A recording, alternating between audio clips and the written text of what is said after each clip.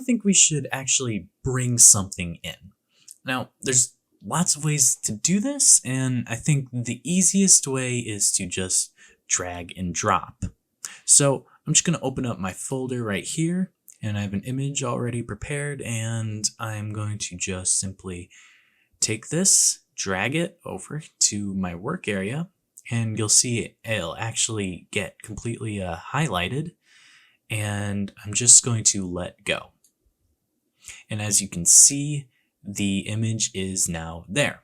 We can take this, move it around, we can resize it with these anchor points, and once we're done, we can hit this check mark, or we can press enter on our keyboard, and that will sort of lock it into place and it'll officially be there. What's happening here is we actually have a lot of extra white space that we don't need. And what we can do is just crop it out. So what we can do is go over to the toolbar, and we're going to hit this icon right here. And this is the crop tool. Now, once you select it, you'll immediately see that the edges of our workspace here is going to have some anchor points. And what we can do is drag these anchor points, and it should sort of snap into place right when it detects these pixels. Okay, so we just go ahead and drag that over here, take the bottom, drag it up, and once we have that all good, we can then again hit the check mark or press enter on your keyboard, and it'll officially be cropped. Now I'm going to show you a slightly different way of bringing in images, and we can actually avoid using the cropping tool and skip a few steps just to make things easier. That was just to show you the cropping tool and making a file. But actually what we can do is if we open up our image again in our folder, I can actually take this image and drag it, and instead of dropping it into the workspace, I'm going to go up to my tab section up here, and you can see that it'll say copy or something like that, and just in this area, in this blank space, you can let go, and it'll actually make a brand new file and size it accordingly to that image. Now, what's great about Photoshop is that we can actually view multiple images at once.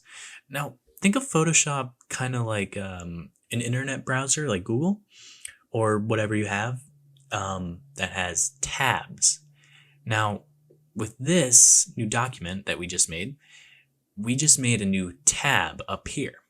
And we can actually go back to the ones we just made by selecting this tab or this tab. Now, similar to the last video, we can actually take these tabs and drag them out. And as you can see, we now can look at two images at the same time, which can be very useful for comparing things. And what we can do is we can actually go ahead and dock our image back where it was, and we can continue having tabs like this. So another thing about size is, let's say you realize your image is not big enough, or perhaps too big. What we can do is actually go up to Image and then press Image Size. Now you can also do that by pressing Control-Alt-I. And for Mac, I believe it is Command-Alt-I, and this should bring up this sizing menu. So the first thing we want to do is make sure Resample is checked, and then we want to make sure that our units are in inches. And then let's say we want a 15 by 8 inch image, for example. What we want to do is go to width and put in our largest number, which would be 15. And you can see that all these numbers will change so that the image is still proportionate. Now we want an 8 by 15, and this is 8.434. And what we're gonna have to do is we're going to need to crop this. So for now, we just want to hit OK, and you can see our image got a lot smaller. You can just zoom in, and by the way, the way I'm zooming in is I'm holding down Alt and I'm scrolling with my mouse. You can also zoom in by either pressing Command or Control and then pressing the plus or minus sign on your keyboard to zoom in incrementally. So in order to make this exactly 15 by 8, we need to do some cropping. So what we can do is go over to this crop tool that we used earlier. Then what we can do is just go up to these two bars here, and we can enter in how big we want it. So the width was 15, and we want the height to be 8. And you can see that the cropping shrunk just a little bit. And if we want to, we can actually just move this to wherever we want. And this did it right in the middle. So I'm okay with that. So we can go ahead and press this check mark.